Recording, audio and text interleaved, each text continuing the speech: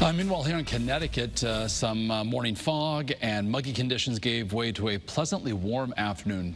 Dew point values were dropping, so the air was drying out a bit as we warmed into the upper 70s and even low 80s inland and between 75 and 80 along the 95 corridor. For the Hartford area, our average temperature for May of 2024, the average 64.9 at the month we're in now, it would be the third warmest. So with just a couple days left in the month of May, we'll have to see how things play out because we do have some cooler air arriving before the weekend. Right now we've got temperatures in the low and mid 60s for many communities inland, Hartford at 68 and upper 60s right now for many communities along the shoreline. So actually a little bit cooler compared to this time yesterday, and that's thanks to this west-northwesterly wind.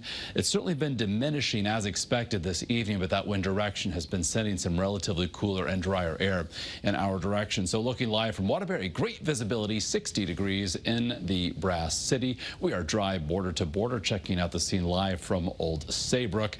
Certainly a tranquil evening underway there. So overnight tonight, we'll continue to see those temperatures drop to levels cooler than what we woke up to this morning. Instead of 60s, say low and mid 50s inland, mid and upper 50s along the 95 corridor.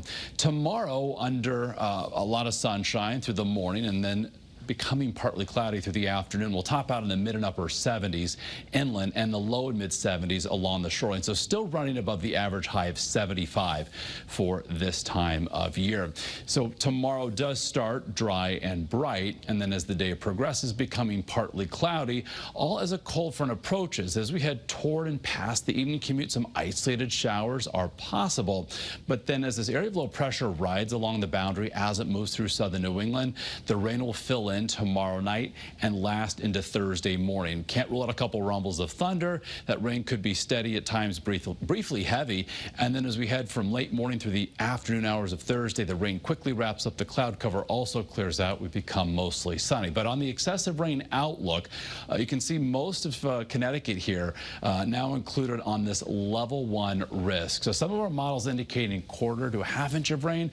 Some models actually outputting over an inch of rain. So give me the first alert to some wet conditions tomorrow night that could linger into the Thursday morning commute. But behind this front, the air dries out yet again. So on the dew point trend here, nothing in the muggy, much less oppressive category. So that will set the stage with much drier air coming in our direction Thursday night, early Friday, to see temperatures bottom out in the 45 to 50 degree range. Normal low for this time of year is around 52, so running a little bit below average. That is short-lived. By Friday, high temperatures under ample sunshine back in the mid 70s. Over the weekend, we trend back in the low to mid 80s. Saturday to Sunday inland. Overnight lows in the low to mid 50s. Shoreline highs mid to upper 70s as we head through this upcoming weekend, the first weekend of June. So perhaps you've needed the air conditioning lately. Well, you won't need it once we get past say, well, even tomorrow or even into Thursday with that downturn in temperature, and then perhaps getting it back in action as we head into and through this upcoming weekend. Temperatures trend even warmer